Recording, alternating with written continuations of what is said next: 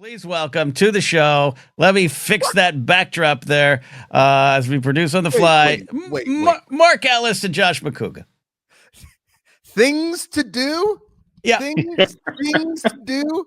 Some guy at the grocery store just said to me today, Mark, he's like, "Oh, you'll get him next year." I was like, "Hey, just shut up." Oh, sorry. Hey, you know what, man? Did you just say it to yourself? I'm sorry. I'm sorry. Yeah. You don't want to hear it yet. And as for me, I mean, I've been recovering the last couple of weeks. I do appreciate the Dallas Mavericks for doing their best to distract me from the NFC Championship game. Ken, I think the question that everybody wants to ask as we get into this segment, why are you pissing in the bushes when you made millions of dollars on your NFL picks this season? Yeah, but I didn't bet once. Stupid. You were the one that told me, Mark. You were like, I don't know if you can even win in California. And so I didn't even try. And producer Steve is the one that made millions. Ken, anybody that's ever made money gambling has had to live a bit of an outlaw life, and that clearly suits you. Now, look, you know I'm a fan of the Blathering. Not so much that I watch the show, but you will text me your picks after you make them, and to Josh and I's text chain, and you were lights out all season long. Lights out. And I just don't know why we're not laying down cheddar on this. Here's what happened, Mark. And I'm going to tell you right now, Ken, and I don't mean to cut you off. I know it's your show, Please. and I love you. And as a degenerate sports gambler that has made many a wager, okay? I did win one fantasy league this year. I came in second in another, and my wife still doesn't acknowledge me as lord of the land as I come down the stairs, my liege, things of that nature, right? As soon as you start putting money on it, like Ken's picks are all well and good. He's out there just flamming around, just throwing out. It's like, oh, I like the Cowboys -6, and I like the Commanders +2.5. But as soon as he puts money on it, all those bets are washed, and he's a loser. They start losing. That's how it works, and that's how it works. Look, I rode the Commanders hard, giggity, all the way. You're welcome. To the championship game.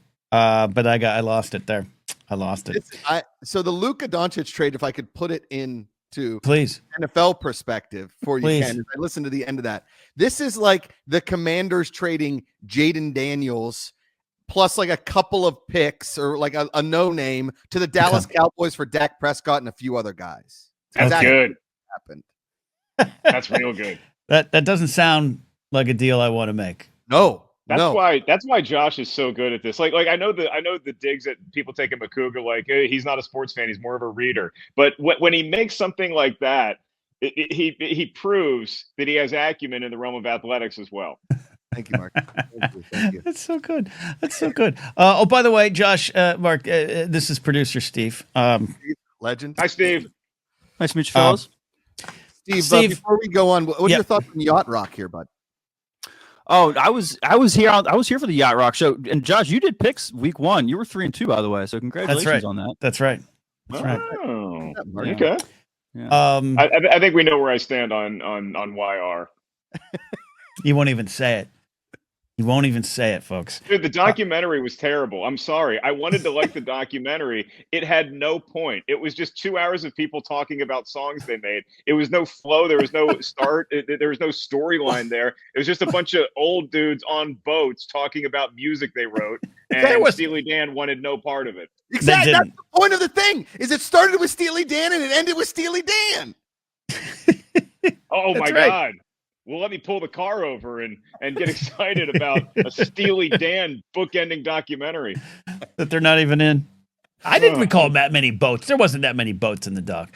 I can't wait till my funeral because you guys know I'm going to be the first one to die.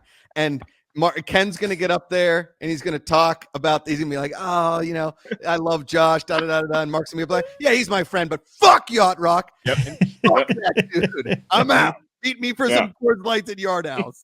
Yeah. Oh, that's Oh, yeah. Mark's he's gonna Irish goodbye your funeral, and you're gonna want that. You're gonna want that. You're gonna want that. Okay. And as you guys know, last night I did text you guys this the same day that I was doing morning radio with Heidi and Frank yesterday.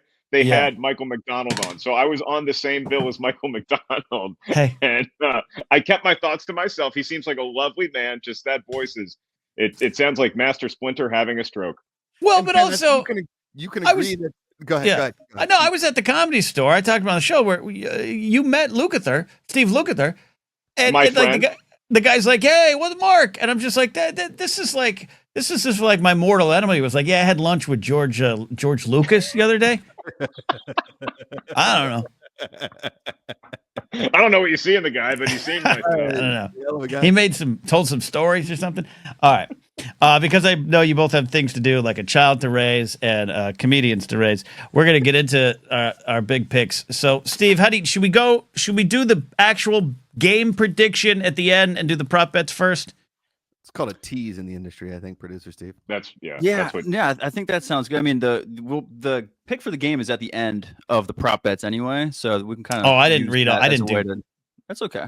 I didn't do my homework. Last or second to last question, so we'll just use. Okay. We'll start with the prop bets and we'll use that at the end. How's that? All right. So I have dropped the link again. It's also pinned in chat on YouTube, but I dropped it for Facebook and Twitch. If you're on there, Steve has put together the Blathering Big Game Prop Bet Survey. Steve, I can't. Where do I see the things? So I've got them pulled up on my screen now, as far as the questions, and I've also got the responses here, so we can go through the. You have those. Okay. Doing. All right. This So guy knows how to produce. I don't know if he taught that to you at Wake Forest, but that's called a graph. It's a pie chart. Let me tell you something, Steve. I've worked with some producers of the Schmoes Knows show that were just say less than worth their salt, and two of them are right over that way. So I've never called a producers. producer, Mark, ever. No, maybe it's because you spent the whole show standing right behind me tweeting things that have nothing to do with the show. Well, I used to love that. Get the comments. What's that dude doing in the back on his phone? Oh man, that's my favorite thing ever. The best was there was like a competition for who was going to produce the show. Right. And Ken won going away. It's like, had the fans actually known who should have produced the show? The fact that I was even in the conversation is ridiculous. Our lives could have been different. All right, Steve. So I can get these young men onto their nights. Take us through.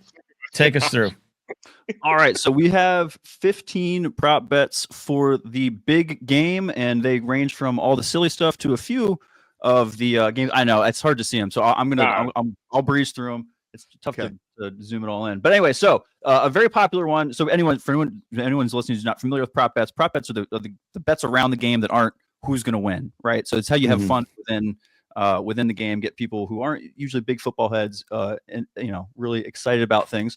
So the first one we have here is: will the national anthem take longer than a minute and 20 seconds? That's first note to the end of the last note. This is a very popular prop bet. Thoughts? Do we know who's doing the national anthem? So the national anthem, I did my research on this one because I've already bet. I am in a 50 question prop bet pool that my cousin runs. I put $20 a person.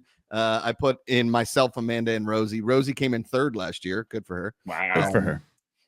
I'm going to take the over. The national anthem being sung by John Batiste. He is a local New Orleans music legend, known to riff a bit. Beginning with the end note, I think I would take the over on the jazz. It's a jazz musician, Mark. So there might be like, oh, say, can you sing? Okay. Yeah. Coming in. Mm-hmm. Yeah. Okay. Yeah, I mean, you might even get sometimes they throw in an extra "Home of the Brave," and "Home of the Brave of the Brave." So there's some crowd work during the national anthem. I think it's going over. Okay, I'm taking the over too. Taking the over too. Okay. A bunch of overs for the national anthem. Number 2 is the coin toss. Tails never fails. Really? Never fails. Heads never deads. That's true too. Mark, it's true too. It's not inaccurate. I've never been a tails guy. I always bet on heads. I've lost probably more than I've won, it feels like recently, but I'm going back to my roots and I'm going heads. Yes. All right. I'm going heads as well here. Heads. I'm more looking forward to the ref being like, the commemorative coin on the on one side is the logo of Super Bowl. This on this side is a picture of Mike Ditka punching Ricky Williams on the cover of Sports Illustrated. What does that have to do with the game? Oh, New Orleans Saints, right? Oh yeah, we got that. Okay. That's beautiful. Beautiful. All right. Question number 3. This one's a fun one. Which iconic New Orleans cuisine will be seen first on the broadcast during the game? And this is after kickoff, before the final whistle. Oh, like this is when who's Joe Buck's gonna be like, oh, no, there's some jambalaya. There it is. I went beignets. I think beignets is usually like the first one, and then eventually they'll show somebody with a pot of gumbo, and then they'll do it like somebody cutting up a po' boy somewhere. But I think they start with beignets. So and Mark, I'll read them for you: gumbo, jambalaya, beignets, po' boy, or none. You just came up with a great dish, Ken. If you ever open a restaurant, jambalaya sounds like a fun order. Oh, jambalaya. Yeah. It's Ken's famous jambalaya. You don't know what's in it. I'm rookie cards. I'm going to go to a cutaway to Cafe Du Monde and beignets as the first shot. Done and done. Yeah, I mean, Cafe Du Monde, I've been there. I've enjoyed the beignets.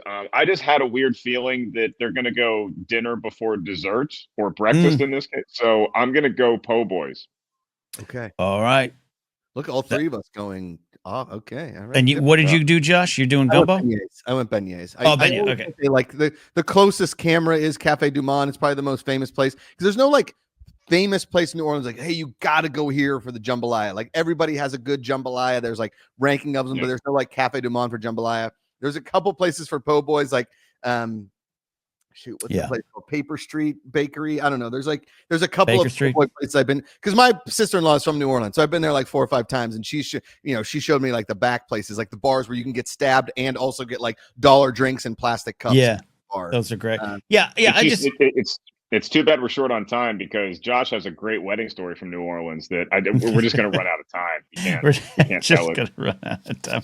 Yeah, I just think it's gonna be one of those shots at Cafe Du Monde where they're really awkwardly close to someone who's just like staring at the camera for like too long while Joe Buck tries to talk, and they're like, you know what is kind of a bummer that nobody ever talks about is the fact that like basically beignets are just fluffy funnel cakes. Like it's just a really fluffy funnel cake. A little bit too much of a mess. For my taste. All right. Next up. This one's fun. What color tie will Tom Brady wear? All right. So sorry, I'll read the selections. I know. I'm gonna fix this on the next thing. Blue, gray or silver, no tie, red, black, green, pink, yellow. And those are order of most to least likely, according to Gambling. There's no way he's wearing green. He hates Nick Foles. He hates the Eagles. He lost them in a Super Bowl. Okay? Can't show favoritism with red. I think this comes down to blue or silver gray, and I think that silver gray might be it because he's still feeling some of that Patriots, love. But now that I say that, I don't know that he actually does feel a lot of Patriots love these days. Here's the thing, Mark, is I don't think he can wear gray silver based solely on a conflict of interest being the Raiders part owner. So that's why I lean. Oh, yeah. Blue, huh? Okay, I'm just going to throw this out there. Does yellow and gold, are those the same things in this bet? I don't know. That's a good question. That's a really good question. Because I think you're not just going to get like a normal yellow tie, but you could get like a gold tie. I'm still going to go silver, but I think the gold could be in play. Okay. I think since gray and silver are grouped, they would probably give you gold with yellow. All right. I agree with the Raiders thing, and he's in the microscope is on him for that kind of weird connection, which I still don't understand why they're allowing that. But I am going to go gray silver. Okay, all right, gray silver. Okay, I'm seeing if I can make this just a wee bit bigger. Producer Steve looks like he played in Gin Blossoms. There we go. Okay, that'd be a good show. We'll get it there. Right. Did he or did he not play in Gin Blossoms? Yeah. Mark, good money to see Gin Blossoms. August 19th in Saratoga, California, not far from my home. Gin Blossoms, Spin Doctors, Blues Traveler. Okay, I've seen the Spin Doctors live and they were excellent. This was 30 years ago, but it's a yes from me. Yeah, let's go. Let's do it. Line it up. Let's do it. All right. Next up, Steve. Next up, this is also another fun one. Which of these trails will be shown first? And this is the question gets thrown out if none of them are somehow shown. Superman, Captain America, Thunderbolts, or Fantastic Four. It's America, baby. I'm going Superman. Yeah, I'm with you, Ken. Like, if they're gonna spend the big money for the big movie, they spend the big money for Superman. I don't even know what Thunderbolts is. That's a ride at Kennywood Park in Pittsburgh, Pennsylvania. Yeah. Yeah, and it probably needs to be shut down.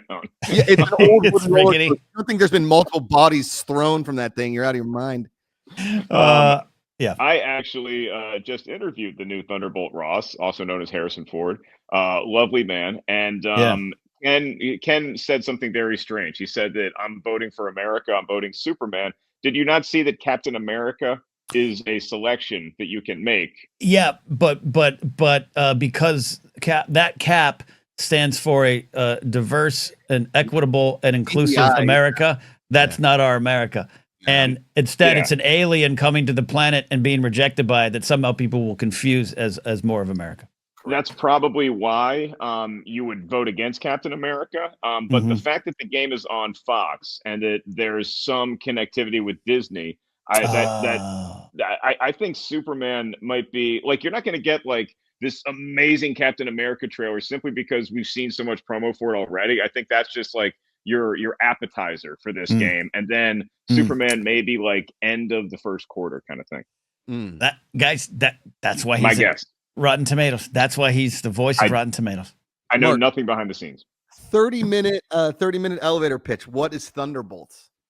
So basically, Thunderbolts is sort of, I believe it's going to be President Ross now, played by my friend Harrison Ford, who is assembling a squad that is sort of Avengers akin. But, obviously Ross is the character who sort of disbanded the Avengers in Captain America Civil War. So Anthony Mackie's Captain America doesn't really trust this dude as we head into Brave New World, but I'm pretty sure Brave New World is going to tell us what Thunderbolts is about much more eloquently than I just did. Got it. Good work, Mark. Beautiful. Really good. Beautiful. Do I get my okay? Wait, hang on. Disney's paying me real quick. Thank you. All right, chill. Hey, Lauren Romo. And I saw Erin Parisian, who's one of my favorite people. She's the best. She's I great. can't wait till she writes my version of 50 Shades of Grey, which is just about my back hair turning gray. It's All right, next up. I had one note there. I threw up on a wooden roller coaster at Kennywood when I was a kid. Which one? Was it the Jackrabbit? Probably. I was like 6 or 7. Yeah, the Jackrabbit, Ken and Mark. It feels like it jumps the track, and when you jump, into your throat, and you kind of. I don't like this. Yeah. Hurt my back, threw up. It was 6. It wasn't fun. The problem with that one too, producer Steve, is that the Jackrabbit is right next to the corn dog stands where they dip the corn dogs in nacho cheese, which is awesome.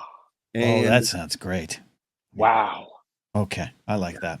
Man, that really puts Ken's jambalaya into its place, doesn't it? I was thinking of Jumbo Elliott. All right, it's a football game here. That was a great game. Maybe not so much for your Dolphins, but that was a great Monday night game. Not for me. Oh God, that was fun. All right, Steve. Next up. Next question. This is a football question. Who's scoring the first touchdown? Chiefs or Eagles? Ooh. I think the Eagles do. I'm not. That's not indicative of my game prediction necessarily, but I think the Eagles do score first. Yeah, and I think it's a Saquon Barkley touchdown. I think that like somehow they like this could be like Super Bowl 30 when Emmitt Smith ran for 25 yards on his first carry against the Pittsburgh Steelers and then ran for 19 yards on 19 carries the rest of the game. I think that Saquon Barkley breaks off a huge one and then the Chiefs like reconvene and figure out how to stop him. But I think I don't know if I agree with the end of that, but I agree with the Eagles scoring first. Okay. All right. Next up. Good. Back to the fun. Number of songs during the Kendrick Lamar halftime show. Over or under 10.5? I think it's more like number of times that Drake's lawyers pop on stage to be like, I can't say that one. I listened to a whole podcast about this morning. Very timely joke, Mark. Listen up. Got it. That's great. I mean, you want to talk about whoever you thought was having a bad week. They just went into second place after the Grammys because, like, that whole arena singing along and loving Kendrick Lamar. It's just like, yeah. If I'm Drake, there's no shame in just hanging it up and using your tens of billions of dollars to just enjoy your life. But that's tough to come back from. I think it's going to be under 10.5. I think I'm going under 10.5. Yeah, under 10.5 as well. I think he's going to get hung up on some bars about Drake and not going to get his whole set going. But I also don't know over 3.5 Kendrick Lamar songs. I know They Not Like Us and it's about it. I don't like. I'm not. I stopped. I like Dr. Dre. I don't know this generation of rap. I'm not good at it. These kids these days. What I with the think drug there's- feuds? Like from start to finish, I think that there's going to be a lot of like showmanship and like lights and cool stuff. But I think it's going to be a minute before we get into an actual song, and it may end and then have like a grand finale that's not necessarily a song. So you're cutting some time there. I like that. They really need when they bring rappers out. I know it's just Kendrick Lamar, right? But he's got to have like a bunch of cool people like come on stage. I mean, the guy won a Pulitzer Prize for Christ's sake. I mean, he's got SZA rumored to be showing up. So, ooh, look at you guys inside of it. This next one is interesting, Steve. I never heard of this phrase. Oh, the octopus. Will someone score an octopus? The octopus is if the same player scores the touchdown and the 2-point conversion. That happened like one time this whole year. Yes, but if there's a guy that could do it, I have a feeling AJ Brown is that young man. Wow. And I'm going to vote no, but just remember when AJ Brown does this twice during the game that I was at least thinking about it. I'm going no as well. No as well. Yeah, that's a big no. That's a tough one. Okay. Yeah. All right.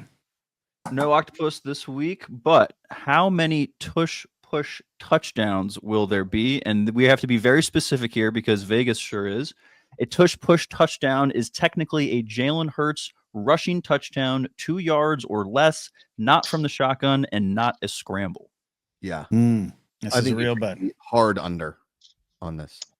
Yeah, I got to go under because I think that if they're like at the 1 foot line, like they were against Washington and Frankie Louva decided to make it incrementally closer each time. I think if they're like at the 2, then you still rely on Saquon. So I would veer towards the under. Yeah. Yeah. And the line is what 2.5. So you have to hope that this happens 3 times here. Yeah. I'm taking the under. That's so many touchdowns.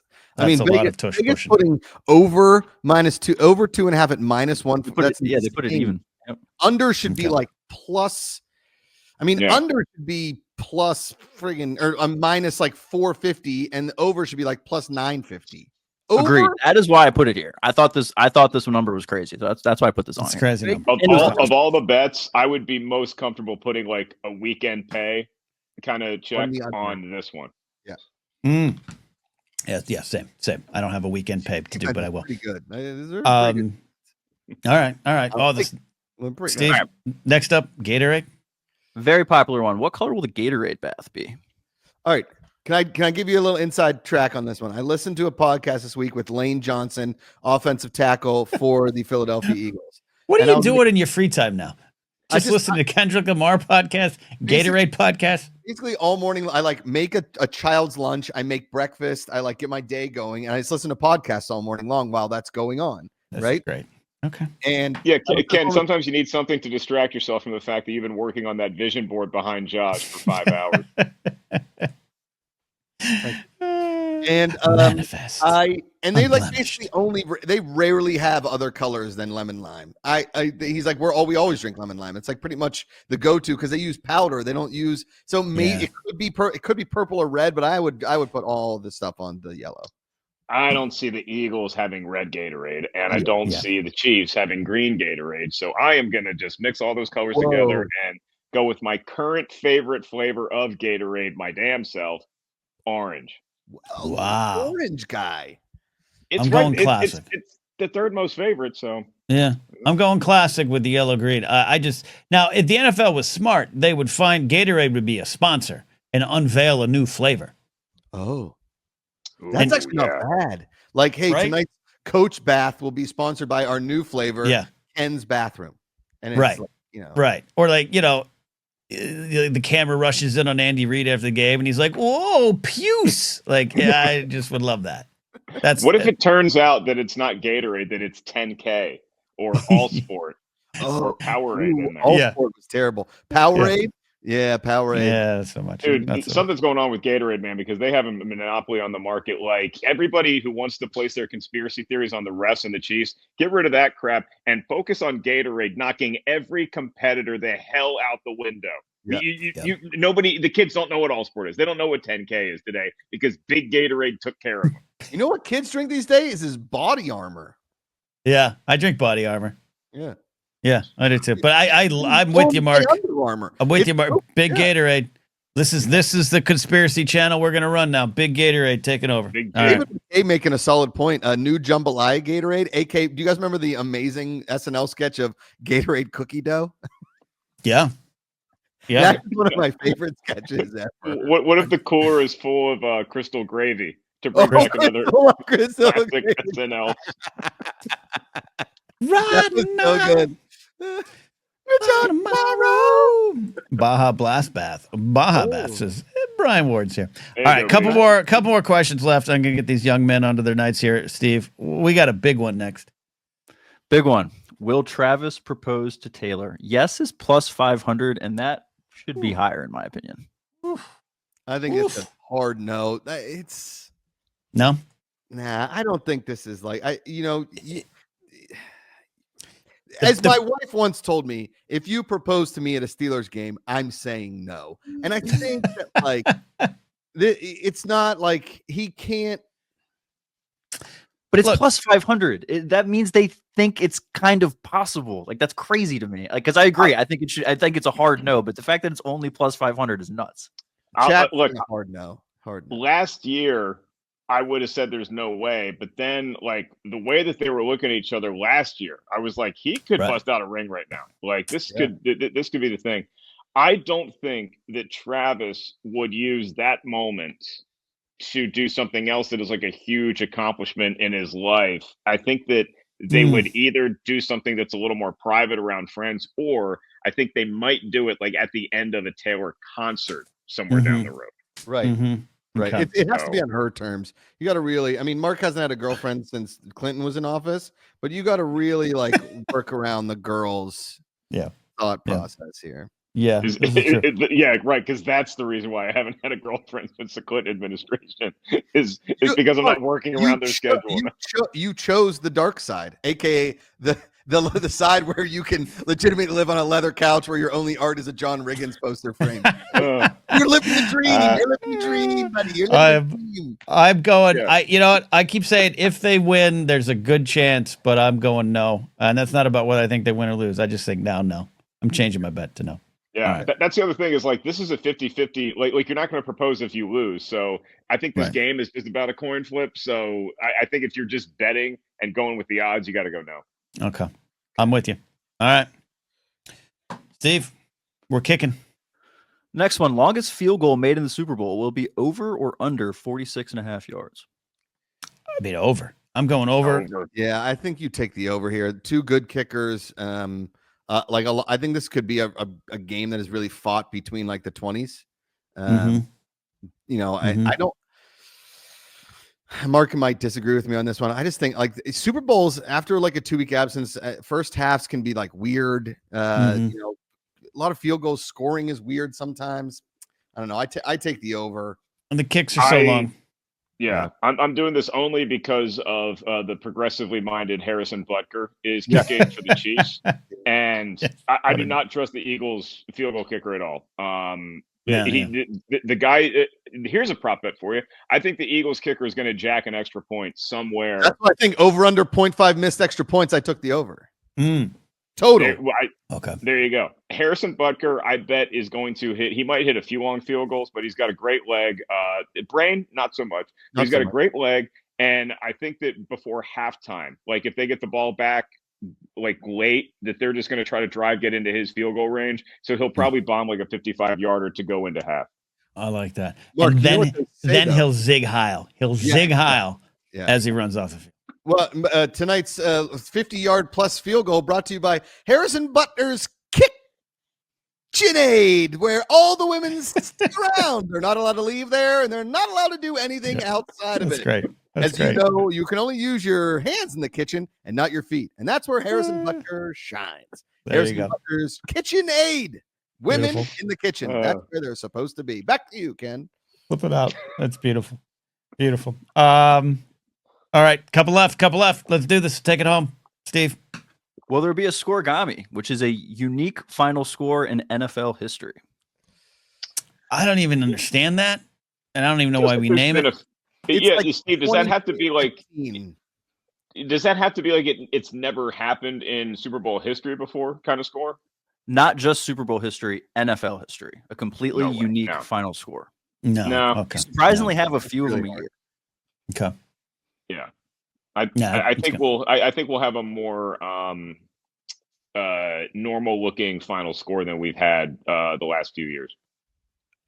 This is one of the ones, in my opinion, that's always fun. If you're just mass prop betting, just throwing $2, $3, $5 on, just in case, because it's plus 2,500. You just never know. So that because it's also a fun thing to root for if you're neutral. Okay. I still have time to sign up for DraftKings, right? Okay, I'll do it. All right. Here's the big one before and there's I think maybe one after this, but this is the big one. Who wins the game? Here it is. This is the big prediction. Who wins the big game, boys? Who wins the big game? What's the line at? Oh, there's the line. Chiefs. The Chiefs are minus 1.5. This is tough, man. This is really tough because I don't like betting against greatness. And that is what Patrick Mahomes has been. And he plays the most important position on the field, all due respect to Saquon and his incredible season. The problem I have is the Eagles have this thing about them that my team discovered firsthand in a very brutal way 2 weeks ago, where the reason why Washington lost to Philly in the NFC Championship game, it's not because Philly's better than us. It's not because we didn't play our best game. It's because of a guy who's been retired for 15 years, and his name is Charles Tillman.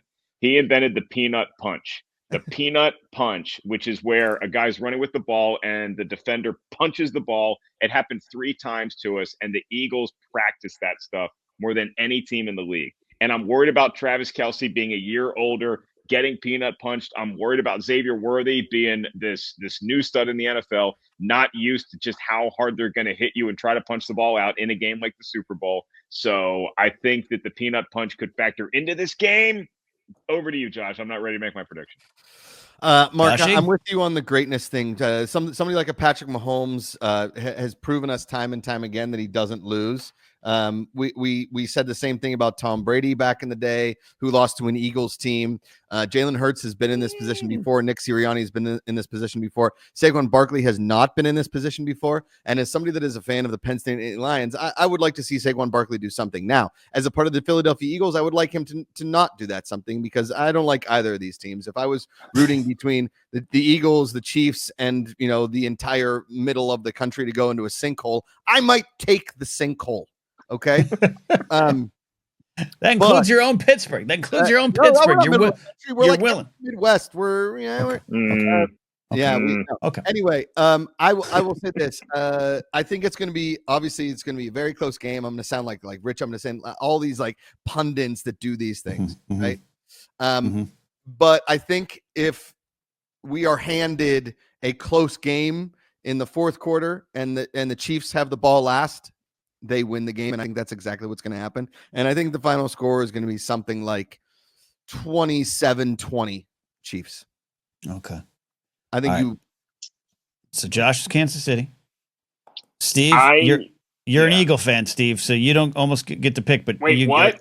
Steve's an Eagle fan. I didn't tell Josh that. I didn't want to get Josh upset. We got this far too. Damn. He's Yeah, I don't live there anymore. I lived in Pennsylvania a long time growing up as a kid. Yeah, why didn't you choose the Steelers? Because you're an idiot. Family, Donovan McNabb, Syracuse. There's some connections there. Oh, okay, cool. Donovan McNabb, get the fuck out of here. Yeah, I was a kid. Right team. So. Pick the correct team, Steve. Pick the correct team. Okay. The Cleveland Browns. Do you want to be a garbage person, or do you want to be a classy individual with 6 Super Bowls? Here goes Josh calling people garbage on the internet again. That worked out so well for you last time. Oh, what? Because the wrestling community is so even-minded? Yeah, it worked out real well, Mark. Steve, where are you going? I actually really agree with a lot of what Josh said. I think if it's a close game, the Chiefs are absolutely going to win. I think the most likely scenario for the Eagles to win is if they get out to a big lead like they have against some good teams this year and just held on. They're not going to be able to just hold on in the fourth quarter. If they're going to win, it's going to have to be by more than 2 possessions. They're going to have to get a couple of timely turnovers in both the first and the second half. The defense is going to have to overperform. I'm terrified. My heart tells me I want my Eagles to win. My brain tells me the Chiefs are going to win 28-24. All right. All right.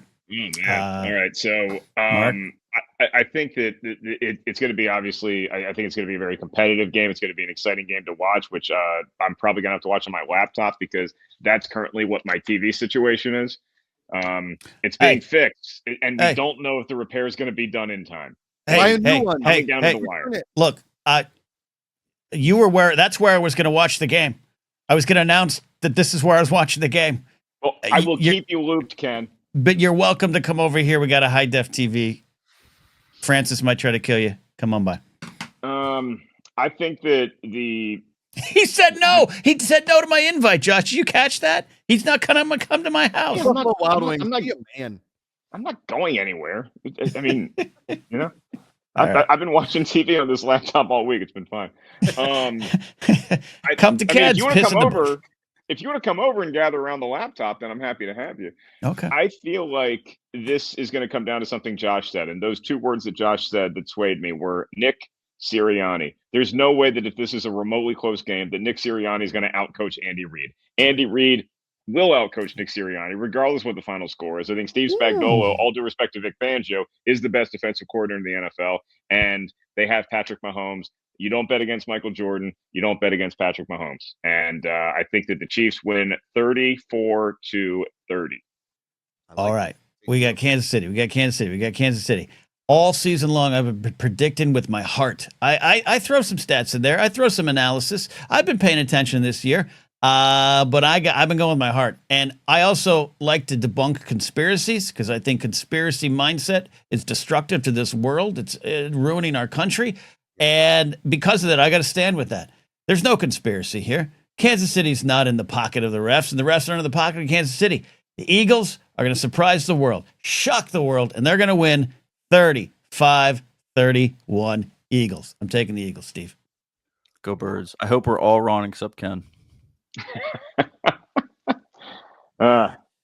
It's going to be interesting, man. My mom's side of the family are Eagles fans, so we successfully converted my mom. The rest of them not so much. I was thrilled when they beat the Patriots because my grandma passed away 2 days after that. So like my grandma hung on for dear life just to watch the Eagles win a Super Bowl. Glad she got to do that. I think I'm just going to watch this game for funsies because I love competition, but yeah, I think Mahomes is going to do it. Where do you guys have your family reunions for that side of the family, Mark? Just like a dump outside like Wissahickon? We actually have them at Four Seasons Landscape Company. It's sometimes booked, and you got to go other places. Yeah, you got to go other places. All right, final 2 questions. First mention in the Super Bowl MVP speech, right, Steve? God, teammate, or other. So in the Super Bowl MVP winning speech, who do they mention first? God, teammate, or other, Josh? I'm going other. I don't think. I mean, is Mahomes like super religious? And I don't know. Barkley never. I've seen a couple of his post games. He's not like a big God guy. He doesn't say it that often. And Travis never mentions the Lord, right? Does he? I don't think so as much. If Mahomes wins, it's God. But everyone else, I think it's teammate. Big God guy? If Harrison Butker, he's going to praise the president. So I'm going to go teammate. I'm going teammate. Okay. I went teammates. When Jaden Daniels wins this next year, he is going to thank God first. You can go ahead and make that bet. Okay. I feel like the actual answer might be the fans. There might be a chance, especially if it's like Kelsey or somebody who loves hyping the crowd up. But in all likelihood, it's going to be Mahomes, Jalen Hurts, or Saquon Barkley. And I think all three of them are going to thank their teammates first. Or Larry Brown. Okay, cool. Final one, Steve, tiebreaker. What's this tiebreaker? The tiebreaker is how long is the game going to last in hours and minutes from kickoff to final whistle? Just to give you some reference, the last 5 Super Bowls were between 3 hours and 26 minutes and 4 hours and 6 minutes. All right, my tiebreaker is 3 hours and 57 minutes. It's a long one. I think I did 3:43 is what I put in like my Google form there. 3 hours 43 minutes. I think it's over. I mean, you got to count in commercials and everything, beginning to end. I just trailers. The way these things go at the end of the halves now, and how like I don't know. I think there's gonna be not a lot of incomplete passes, but like, if they can start stopping the run on both teams, it's gonna become a pass happy thing, and we know how that goes. I think just between the NFL trying to squeeze every little ounce of money machine that they can, they're going to make the game as long as possible. Not from a conspiracy standpoint, just from a timeouts or whatever, halftime. But I think I might have put in 3 minutes and 57 seconds as well. So Okay. I'll do 3 minutes and 58 seconds because I think it's going to be a longer game. And I think there's going to be a lot of like timeout calling chess match towards the end of both halves. Yeah. Okay. I like that. Steve, what'd you put? I put 340. Okay. I think With I think some it'll be a runs. little I think it'll be both exactly what Mark said. If the run game gets going and they can run the ball a bit and keep the clock keep things moving. Right. But the halftime show is long, a lot of commercials. So yeah, I think A lot of trailers. Well, we did it. We did it. Do over under number of Jesus commercials. You know how like at the end of the game, like second half, there's always just like a Jesus. Like, no, Jesus. You're like, whoa, Jesus. I mean, he gets some good commercial time out there. I'll take it. There's going to be one. You taking the over, the under? Take 0. the over on the one. You take the over on the one. Over on take the Lord, Yeah. the Father, Son, and the Holy Spirit. Take the over on 3. If the over under is 0.5 on Scientology commercials, I'm definitely taking the over. Yeah. Over. Oh yeah. Absolutely. Yeah. All those second half commercials are just like religious. You're gonna probably you might catch a local Shen Yun commercial. You don't know. Right. It's beautiful. Yeah. Boys, thank you for taking time out of your busy lives. Love you, Kenny. Mark's got to tell some jokes. Josh, you got to make a peanut butter jelly sandwich for your kid. I got to go tell some jokes. Tonight, Ken. Pizza. All right. Wow. Yeah. And I early tea time, so my handicap can keep dipping, so I can take out Mark at the knees because he's practicing hard. He's getting better day in, day out, and we're working hard for our 2v2 match. Mark Riley and Mark Ellis versus Josh and Ken. Whenever that happens, I can't wait. I can't wait. Let's do it. Thank you, boys. We'll talk and see y'all later. Love you, boys. Love you guys. Don't work too hard.